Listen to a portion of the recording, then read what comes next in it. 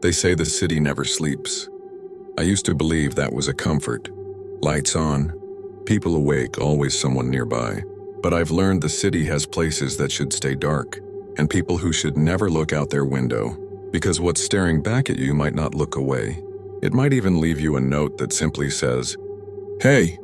After college, I moved into a cramped studio apartment in Chicago. It was the last building on a half-forgotten block, old bricks blackened with decades of exhaust and rain. My studio was at the top third floor, with a single window that faced directly into a narrow alley. There was barely enough light to see your own hands at night, but the place was cheap. That's all that mattered. I didn't have the luxury to complain. I was 23, fresh out of college, with a bartending job to pay my student loans. I couldn't be picky. The creaky wood floors, the scuffed walls, the odd smell of old plaster and must, it was all mine. And then there was that window. It looked straight across to another building, almost a twin of mine, with the same stained bricks and identical narrow windows, except that place was supposed to be empty. That's what my landlord said. That's what the lease paperwork said. But that window across from mine, even before the nightmares, it gave me a strange sense of being observed. Every night I followed the same routine. Get home from the bar around 2:30 or 3 in the morning, throw my keys on the counter, microwave leftover food, scroll on my phone until I passed out. The alley outside was completely dead. No foot traffic, no noise, no trash pickup, nothing. At that hour, the only sounds were the distant sirens and the wind rattling loose window panes. The first week was uneventful. I felt safe enough, even with that window directly opposite. But then the curtain over there twitched. I noticed it on my 5th night. Just a small movement, like someone pinching the edge of the cloth to peek out, then letting it fall. I told myself maybe a draft moved it or a rat, or something. Those old buildings always had gaps and holes. But it happened again, and again. Every time I turned on my light, a faint shift of fabric across the way timed perfectly with me coming home, as if someone was waiting for me. At first, I forced myself to laugh it off. I even tried to joke with my coworkers. My mystery neighbor waves his curtains at me every night," I said once, but nobody cared. After a while, it stopped being funny, because the pattern became undeniable. If I waited in the dark, nothing. The moment I flipped on my lamp, swish, that same slight pull, enough to show a strip of darkness behind the cloth, then close again. I started to dread coming home. I told myself maybe it was a homeless person squatting in that unit. Maybe someone who didn't want to get caught but still liked to watch the street. I clung to that explanation even when it made no sense. But something was wrong. That curtain never moved unless I was there. Not for traffic. Not for sirens. Only for me. I finally brought it up with my landlord. Who was this middle-aged guy named Manny? Always in paint-stained overalls. I tried to be casual. "Hey Manny, anyone move into 3B across the alley?" He looked puzzled. "3B? That place is empty, kid," he told me, scratching his beard. "It's been vacant since Christmas. Needs new plumbing, no one's touched it. Why?" My stomach turned. I tried to explain about the curtain.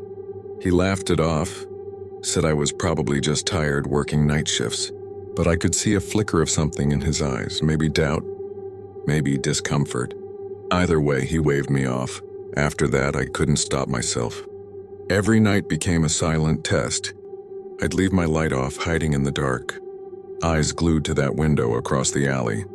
And nothing, no movement. But the moment I turned the lamp on, there it was. A gentle tug, as though a hand was pulling the curtain back an inch. Almost shy, almost polite, then dropping it again. It got under my skin. I couldn't sleep. I felt watched in the shower, felt watched changing clothes, felt eyes on me even walking to the bathroom. That single window had infected my mind. Some nights I even thought I saw a shape behind it, a pale face, or maybe just a reflection. I could never be sure. But I started to fear turning the lights on at all. I lived in a constant half-dark, my world shrinking because of that one impossible watcher. Then came the night I found the note. It was nearly 4 a.m. I was exhausted after a 12-hour bartending shift, barely able to keep my eyes open. As I reached my apartment door, I noticed a scrap of paper tucked behind the doorknob. My first instinct was maybe an ad or the landlord's notice, but the handwriting was messy, uneven, written in blue ballpoint. "Hey!" Just that. No punctuation, no signature. My hands shook. I scanned the hall, but of course no one was there. The air felt stale like a tomb. I ran inside and slammed the door, checking the locks twice, 3 times. Then, against my better judgment, I went straight to the window. Looked across the alley. The curtain was perfectly still, perfectly closed. But I knew with every inch of my being someone was there. I couldn't take it anymore. I called Jamie, my best friend, nearly in tears. She could hear my panic no matter how I tried to play it off. She told me to grab clothes, leave immediately, come crash on her couch. I packed so fast I left the stove on and had to run back to turn it off. I didn't even shut off my lights before bolting for the door. The city outside felt safer than that room. Anything did. I stayed with Jamie for 3 nights, trying to reset my nerves, trying to make sense of what I'd seen. On the 3rd day, I called Manny and demanded to see the unit across the alley. I wanted to know who was in there. I refused to be brushed off. He sounded reluctant, too reluctant, but finally agreed.